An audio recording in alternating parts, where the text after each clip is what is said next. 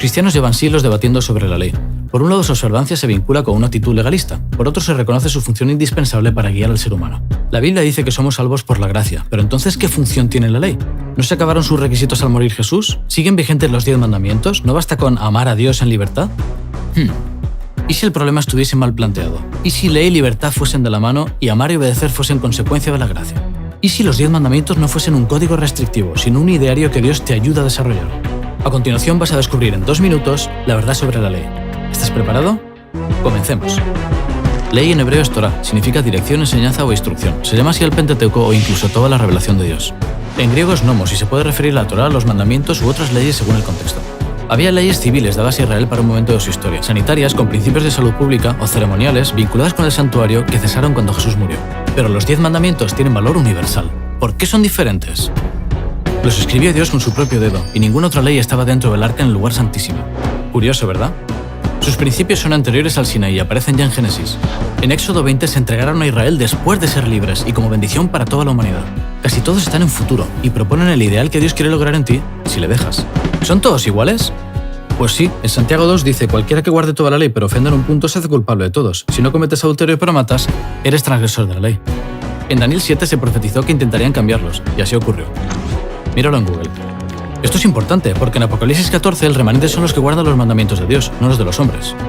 ¿Por qué en Romanos dice que el cumplimiento de la ley es el amor? Porque Dios es amor y la ley es la transcripción de su carácter. Por eso Jesús dice que del amor a Dios y al prójimo depende toda la ley y los profetas. La ley también tiene una llamada función negativa. En Romanos dice: yo no conocí el pecado sino por la ley, y la ley se introdujo para que el pecado abundase. La ley nos muestra el pecado, y en Romanos 10 su objetivo es llevarnos a Cristo para ser justificados. No es libre quien hace lo que quiere sin más, sino quien elige hacer lo bueno por voluntad propia. Por eso la ley orienta nuestra conducta y habilita nuestra libertad. Esa es la ley de la libertad de Santiago o la ley de Cristo en Pablo, la de siempre, pero bien comprendida.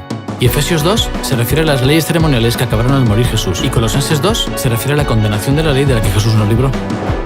Jesús no anuló los mandamientos, rescató el espíritu de la ley que él mismo había entregado. En el Sermón del Monte, por ejemplo, no se trata de no matar. Jesús propone amar tanto que ni se te ocurra insultar. La obediencia a la ley es un fruto del espíritu, no un logro personal. El sueño de Dios en Jeremías 31 no es que vivas sin ley, sino escribirla en tu corazón y reproducir su carácter en ti. Y ese sueño no ha cambiado. Si Jesús viniese hoy, ¿robaría? ¿Mentiría? ¿Codiciaría? Admitámoslo, el problema que tienen muchos cristianos con la ley es el sábado.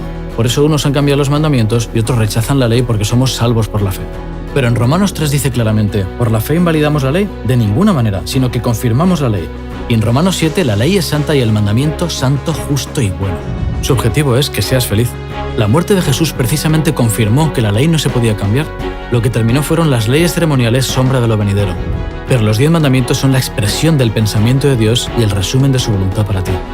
Investiga más este tema en oración.